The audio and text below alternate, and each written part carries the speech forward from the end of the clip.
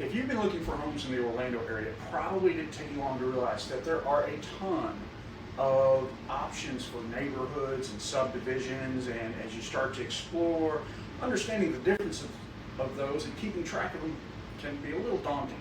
So I'm going to provide a neighborhood review series that allows you to see some of the insights of a variety of different communities for you to explore and know where you really want to spend your time looking for that next great house. In this series, we'll discuss things like what amenities are offered, what the houses look like. We'll do a little drive-through tour. We'll discuss the market of the homes and provide some data as well for those that want to see that.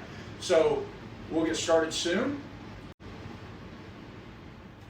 So in this episode of our neighborhood review series, we're going to cover the East Orlando neighborhood known as Cypress Lakes, or more properly, the Grand Preserve at Cypress Lakes. Cypress Lakes is broken down into 8 sections, and we'll tour each one of those, though there's not a ton of difference among those different sections, and we'll get into the rest of the information about that for you as well. Hey, this is Trigg Minnick with Keller Williams Advantage 2. We're here today in the East Orlando area visiting the Grand Preserve at Cypress Lakes community, better known as just Cypress Lakes. This community is 1,286 homes, and so it's broken down into several other sections. We're about to pull into the community center here.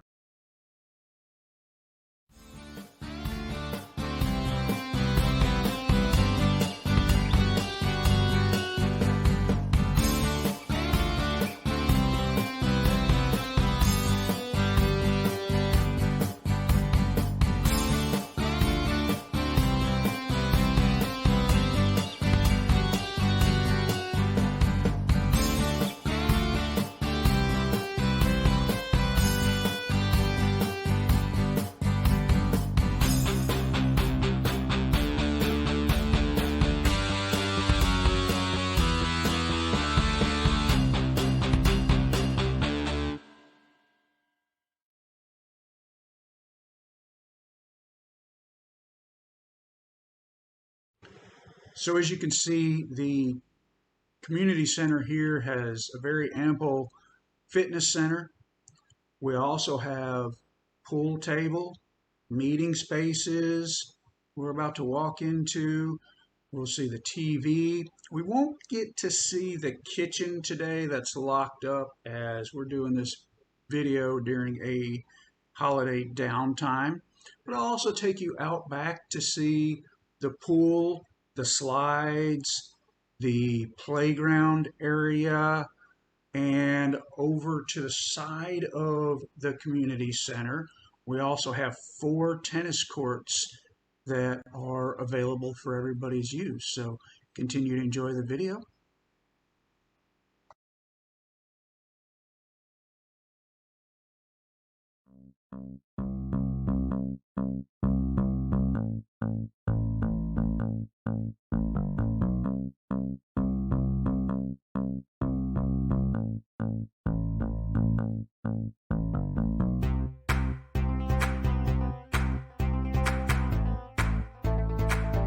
So let's take a quick drive around the neighborhood and look at the 8 communities that make up Cypress Lakes.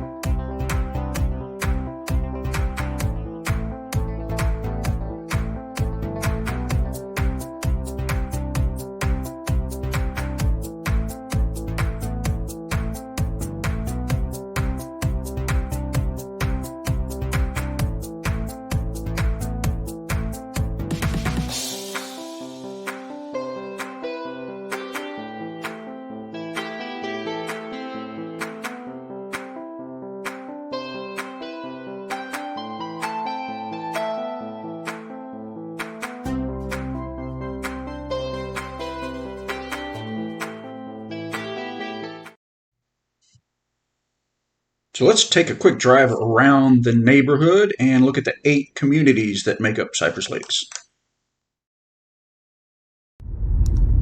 Now we're about to pull into the Ashford Grande section of Cypress Lakes. The community here is all single-family homes, no townhouses or condos. And throughout most of the communities, the homes are fairly similar. You will note that in the Bristol Grande area and in the villages, that is where some of the larger homes within the community are.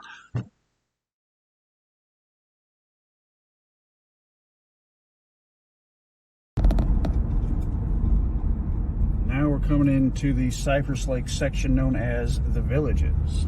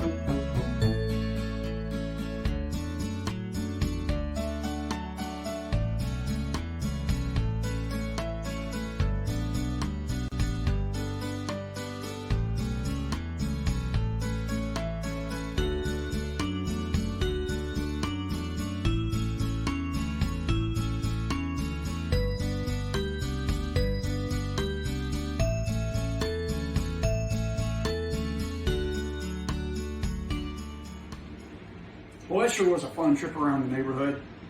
Don't drive that fast when you're here, though. We really do care about our kids and our pets.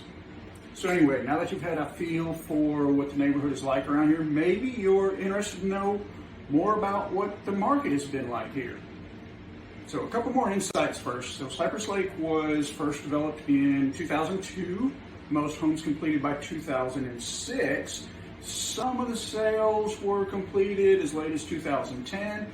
So it's not a really old neighborhood, not brand new either, somewhere in between. Of the 70 homes that were sold in 2021, the median square foot was about 2,600, a little over 2,600 square feet.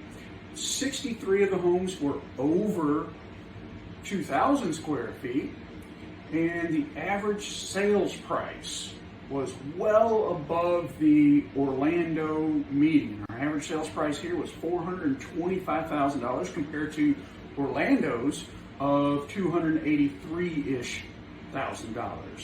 So we also have really good schools here. Columbia Elementary is an A-rated school that is right here in the neighborhood.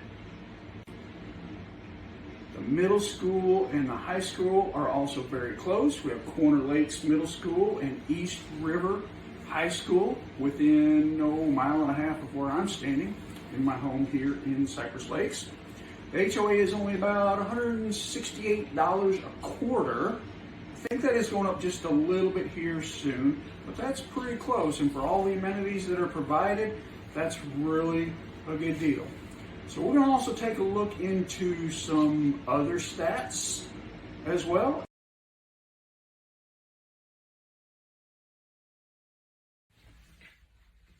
I can be a bit of a stats nerd, so I'll try to keep this brief, and then if you want more information later on, just reach out to me and we can dig in the numbers deeper. The number of homes sold throughout the year was fairly steady month to month, a little higher in the summer, a little lower in the winter, as we would expect, based on when people generally want to move. That is true in nearly any market. So this is really a stat I like to look at in comparing neighborhoods and different home builders, different styles. But as you can see, the average sales price per square foot is approaching $200. Also note that the price per square foot increased throughout the year. So that shows that the homeowners here are certainly gaining equity as the market continues to rise like it did in 2020 and 2021. We expect the same to happen in 2022 as well. Now, these last two charts really tell us a lot about what we need to do and how we need to react to the market at a given time. The average days to sell really is a strong indicator for our buyers that we've got to be ready when it comes time to see a house, like a house, and act on a house. It needs to be a very compressed time period, and we will talk about that more when we get into my video series on the home buying process and being prepared to make a great decision for yourself. Much like the previous chart, this chart that tells us about the list price to sales price ratio is a great indicator of what's going on in the economy.